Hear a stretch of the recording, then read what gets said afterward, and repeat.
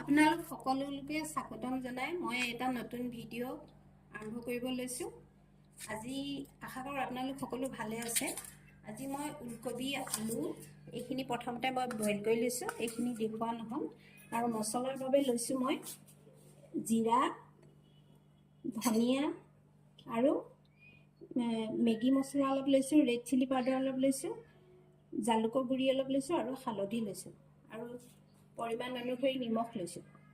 আৰু ইয়াত মই এটা পিঁয়াজ কাটি লৈছো, এটা বিলাহী, অলপ মটৰ, কেইটামান কাজু লৈছো, 3টা জলকীয়া আৰু আদা নহৰু এইখিনি প্ৰথমতে পেষ্ট কৰি আহিম।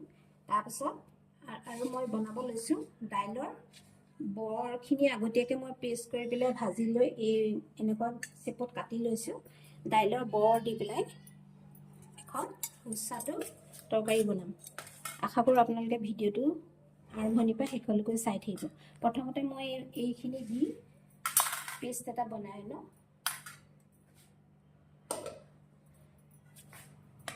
বিলাহী দিছোঁ,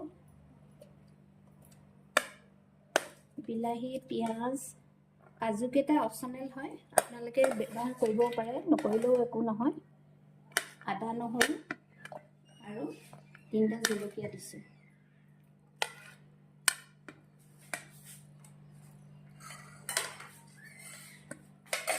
আৰু এইফালে মই জিৰা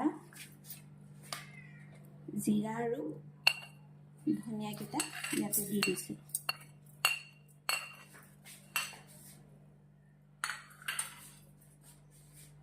এই মছলাতে মই নিমখো দি দিছোঁ পৰিমাণ অনুযায়ী। এতিয়া এইখিনি এটা পেষ্ট কৰি আনো। পেষ্টটো সুন্দৰভাৱে হৈ গ'ল। এতিয়া মই এখন কেৰাহী পাতি লৈছোঁ আৰু গেছটো জ্বলাই ইয়াত কেৰাহীখন উঠাই দিছোঁ।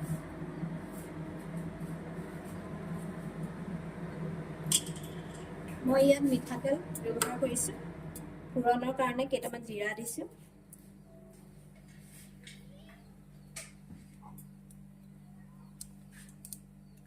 এটা মই পিঁয়াজ গোটাকৈ ৰাখিছিলোঁ, ইয়াত তেজপাত আৰু পেষ্টখিনি ইয়াত দি দিছোঁ।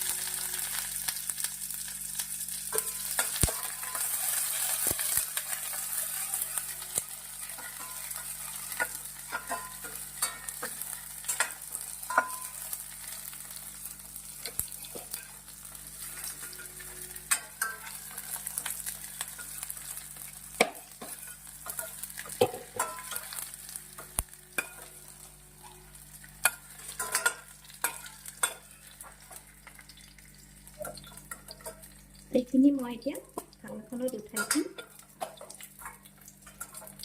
আগতে বইল কৰি ৰখা আলু আৰু ফুলকবিখিনি দি দিছোঁ।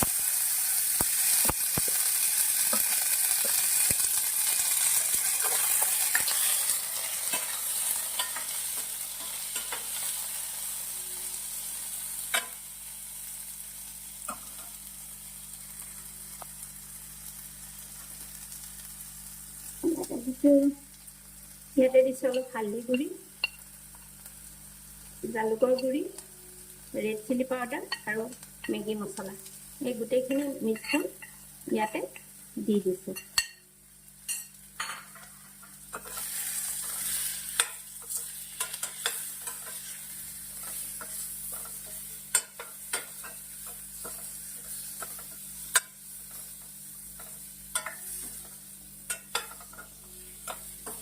এইখিনি অলপ ভাজি হোৱাৰ পাছত এইখিনি পুনৰ কাঢ়ি থ'ম।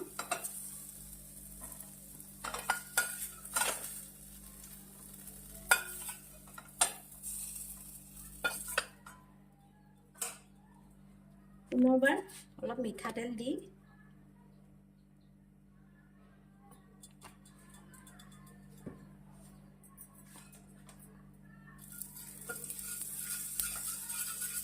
বনাই থোৱা পিচখিনি ইয়াত ঢালি দিছোঁ।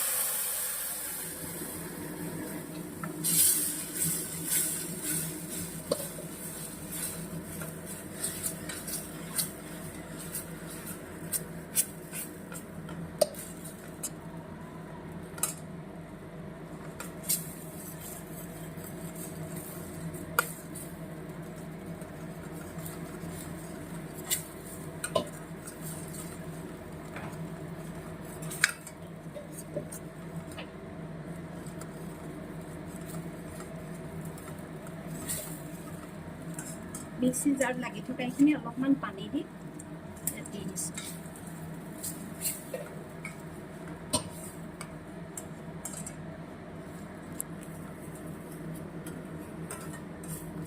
এইখিনি অলপ উতলিবলৈ দিম।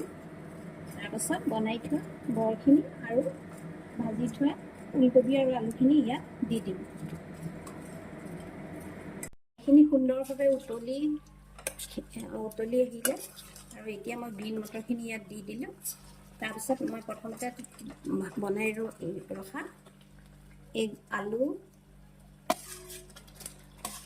কবি, ভাজি ৰখা পিঁয়াজ, তেজপাত আৰু দাইলৰ বৰখিনি ইয়াত দি দিলোঁ।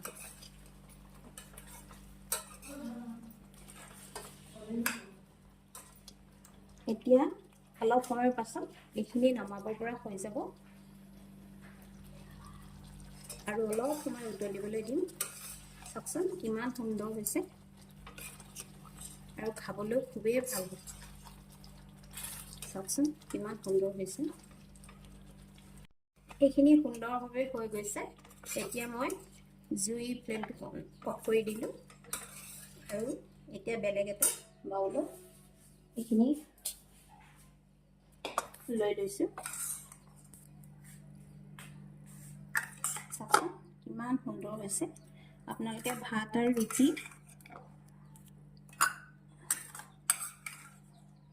দুইটাতে পৰিৱেশন কৰিব পাৰিব।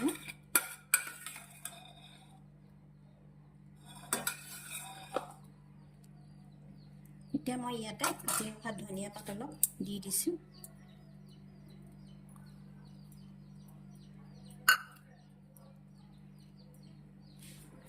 অতি সহজে এটা সুন্দৰ ৰেচিপি তৈয়াৰ হৈ গ'ল। আমাৰ ঘৰত থকা কেইটামান উপকৰণে এটা সুস্বাদু ৰেচিপি হৈ গৈছে। আশা কৰোঁ আপোনালোকে ভিডিঅ'টো চাই ভাল পালে। গতিকে লাইক, শ্বেয়াৰ, কমেণ্ট কৰিবলৈ নাপাহৰিব। আজিলৈ আহোঁ। ধন্যবাদ।